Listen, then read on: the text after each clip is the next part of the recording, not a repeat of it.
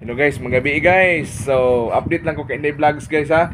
Pag humanyag panilhig, humanyag panlapo, pagkaon mismo mga iro, mga iring, naana siya guys. So, ako nga lang ipadawa og cellphone guys kay nihangyo man nga padawaon siya. Pero kada adlaw guys, tag-usa jud ni ka oras akong ipadawa sa iya ha kay makadaot mas mata guys. Ang radiation sa cellphone maanas mata, mukuan sa mata. Nya bata para ba? Oh. Ako guys, nagbantay kog bata guys. Na. Oh. Samtang dili pagkatugon. Bantay bata 163. Ana, bantay tag bata ni guys. Nara lihukan nga bata guys na. Lihukan gid nga bata. Ay pagsiglihok na. Adto to. Adto ka ati oh. Na, adto. Na. Una, ako lang ipadog cellphone kay looy man sad. Hindi na to pakupton og cellphone. Ganahan na siya cellphone. Pero limitado o sargid ka oras ang pinakadugay. Ato na limitahan kay na kita ra po'y magsaper.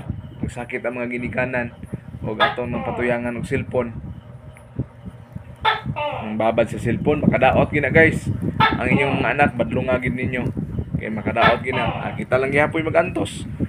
Way lain ang ginikanan ray magantos ana. Ay hapitam taga. Hapit ta kay gisaw na hapit mataga takilid man. Sige tag video. Maamong lang taning video ani na hapit ang mataga ko kay way pa. Kani siya bantayanan kay ni siya. Ini bataan sakit atong hawak ani manatiguang na. Yung hawak. Na guys. Basta na kay mga bata guys, wa lagi kay panahon guys sa pagkuan guys. Ug unsa na diha ang mga bata gi importante. I-focus gyud ng imong panahon sa mga bata kay na ikadag ko guys, mubaw sa mandaw na. Mubaw sa kuno guys. Mubaw sa binugha. Tinuod na inday mubaw sa binugha. No na. Busy na siya sa cellphone. Di na magkuan ay.